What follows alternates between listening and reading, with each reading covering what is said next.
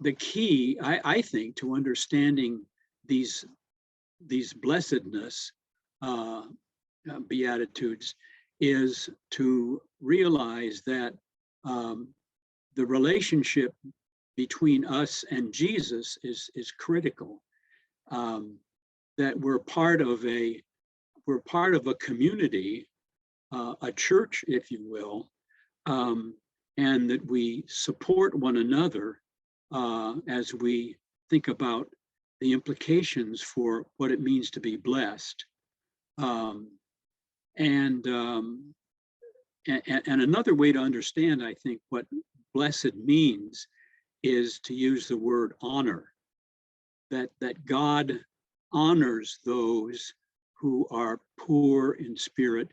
God bestows honor upon those who are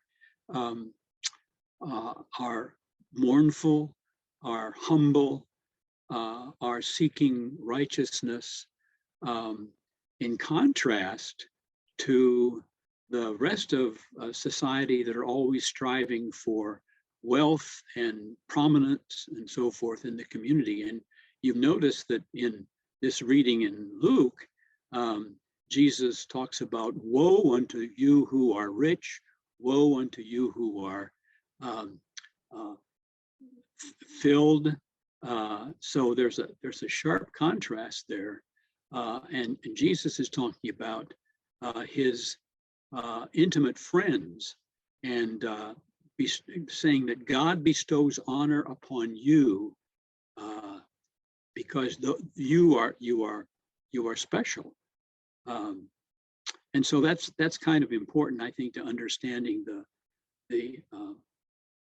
these Beatitudes and what they're all about. Poor in spirit, to start off with, I think the exercise had us look at trusting, not worrying about things, not being anxious. To if we're in a situation where something bad might happen or something that we didn't like might happen, it's like, what's the worst thing if that happened? And if we can accept the worst thing that might happen and we say, well, okay, I can survive if that happens. I have a plan B, and I can make good of it if that thing happens, and then trust that it probably won't happen. And if you take the angst out of it by knowing you can accept the worst thing that can happen, and by taking it off your mind and just trusting that that won't happen, that made a lot of difference to me, and I think some of the others in our group, to say, well, we don't need to have that anxiety in our lives. We'll just trust that good things happen. The other thing that exercise had us do was to practice radical generosity, which is something that I really enjoyed, probably the most of any of the exercises we did. And if you can be generous in terms of giving away money, or if you don't have money, give away goods that you have, or even time, I suppose. But I had a lot of fun figuring out what I could give away, and it just brought a smile to my face when I found something I could give away. I think I gave away half my clothes because I don't need them, and spent basically, I think it was 10 days or 2 weeks, sort of every day getting up saying, what can I give away today?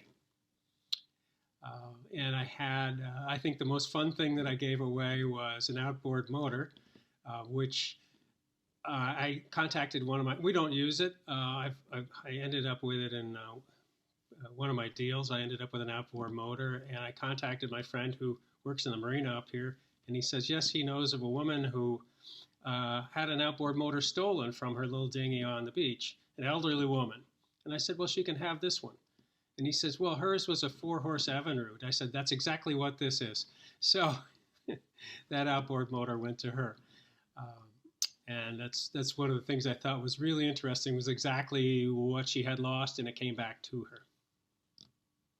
You had said earlier on that there's a question of, are we as Christians a people of beliefs, or are we a people of life actions, a path of life like the Buddhists? And I would say, Jesus said, follow me. And so I would say we are a people of actions. And if we do things like this in our lives, we are really exercising our faith, which is based on belief, but I think we need to have a life of actions. Uh, One of the important things um, about the second beatitude in Matthew is uh, blessed are you who mourn, which I guess in Luke is blessed are those who weep. But it's important, it seems to me, to uh, realize that uh, Jesus is giving permission to folks who are angry with their situation and with the world. And of course, the Psalms are full of these uh, laments and people who are raging against God um, for their own personal situation and their suffering. And so I took that upon myself. One of the things that I did was to write a lament. I just got in touch with my own pain, and I cried out to God, and so I wrote that. I wrote that lament for myself. Um, in some ways, it was a little embarrassing as I look back on it, but it's something I'm not sure I want to share. But I certainly found it a healthy exercise for me. Uh, God wants us to be authentic and wants us to be true to ourselves and what's really going on. And we, we can't find joy unless we honor our own sadness. We've got to acknowledge uh, the pain that we're experiencing before we can ever uh, truly experience any kind of joy or happiness. There's one way of sort of moving into that expression, that feeling of mourning and so on. It's always good for me, because I am a veteran, although I don't really use that as part of my personal identity much, to go to the Veterans Day parade and just sort of take it all in. And I did that with Heather, and we watched the parade, which is always kind of a mixed bag for me of super patriotism, a little tiny bit of counter anti-war stuff, and then actually seeing some friends that I know marching with Veterans for Peace, which I have done a few times, but not in a long time, including my next door neighbor, Frank, who was there in a wheelchair. Then, because I have lived in Albany a long time and live around the plaza, I took Heather on a tour of all the memorials that there are on the plaza for the police, for the fire, for the correction officers, and then finally walking all the way across the plaza to one that has always attracted me, which is the World War II memorial on Madison Avenue next to the State Museum, because my father was in the war, not as a soldier, but as a civilian member of the American Field Service. So I kind of go back and I relive that. I mean, I was like 3 and 4 when he was overseas and away. But that war has always seemed somewhat different than all of the other wars that we seem to have fought. But the huge loss of life, and it was really that's always gives me a strong feeling of sadness, and also sort of guilty pride. You know, it was the one war that America fought that was justified. Many people lost their lives. We ended up dropping nuclear bombs and all the rest of it. And then bingo, it was over. It was over in 4 years. Once you become a warring nation, it's hard to stop being a warring nation and be a nation that thinks about peace first. I mean, there's just a lot of momentum, a lot of personal feeling, and so on. people make the point that it's now that we don't have a draft, families don't feel the impact of war as much as they did at one point. I think if you mourn that loss once a year, it becomes ceremonial. If there was a way to mourn it every day or every week, that would be a little different. The concept of being persecuted, when we feel as human beings that somebody is coming against us, it starts to feel like we're being persecuted in some ways. And when I sit across from somebody who's struggling in that way, who really is like they're about to lose their home, or they're about to lose their freedom, or they're about to be shipped someplace else that they don't want to be, that's what they're feeling. They're feeling like the world is against me. What am I doing so wrong? And in that process, we have to unravel, well, how did you get there? What happened? But also, how can we start to move things forward? How can we help this reverse? And there's sometimes when I can't necessarily do anything. But sometimes just in the hearing of their story, sometimes in just the understanding or helping them understand why it is that they're in that situation, so that they might even be able to help themselves. Maybe I'm not the one who can do it. Maybe that's not my area of expertise. But once they hear what the problem is, they can go back and fix it themselves, or they can find somebody else who specializes in that area to be able to help them out. So that's what I'm talking about. It's not even that you have to have all the answers when somebody comes to you and asks you a question. It's just that ability to see, like, I get where you're coming from.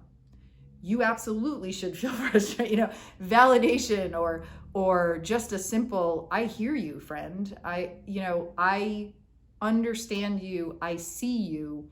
Now let's see what we can do about that. I have spoken with people that are in a situation that I also faced, right? And that I look at them and say, oh, don't you worry, we're going to take care of that. I know exactly how we're going to get where you're going. And I've seen other people where I'm like, wow, I can't believe you're up against that. I'm not even sure what we can do, but we'll figure it out. In those moments of just pure, I can't get out unless somebody helps me, I don't see where it has to be. I face those moments myself, and I know I'm looking up and there's nothing but black. And like, where am I going to go? And I think part of the reason why those situations happened to me where I was looking up like that is so I can do something later for somebody else. And I know I've sat across from people who face similar situations as me, and I say, friend, I've been where you're at. Here's a couple things we can do. You're not alone, and you're not the first person that's faced this. And in that saying, in just that notion of like, not only do I know you can get out of this, but I also see you, I empathize with you, I've been you, we can do this together. All of a sudden, they're not alone. And all of a sudden, they're not the only one who's had this happen to them. And suddenly that can turn around for them. And I think that we see our own selves in so many people that we interact with when we let ourselves be open enough to do that. But I also think that in those moments when you have felt that same, where you have felt persecuted and you have been on the other side of that, that becomes your reckoning, right? That becomes your grace, that becomes your forgiveness later on, because you get the opportunity to say, I can take something from that. That was hard. That was really hard for me to go through. But I now see where my struggle can actually be a benefit to somebody else, where my pain can be something that somebody else can move forward and help them get through theirs. And I think that's what Jesus means when he talks about blessed are those who are persecuted, because maybe you're not the one who's there right now, but maybe you've been there. And maybe your persecution will be further down the line, but know that when you go into that, there is some other thing on the other side. On the other side of black, there is white. On the other side of dark, there is light.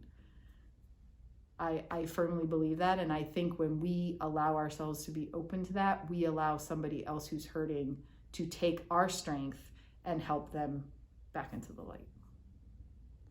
It's the standing alongside of, which is what why it's important to see all of these Beatitudes as something that's addressed to the community, to a church community, if you will, to a group of intimate friends whose loyalty and spirit are focused on Jesus, and not just these Beatitudes have to be understood in that context, as I said earlier. So for those who are persecuted and feeling beaten down, it's important for us to stand alongside with them, and be their partners in this in their in what they're doing.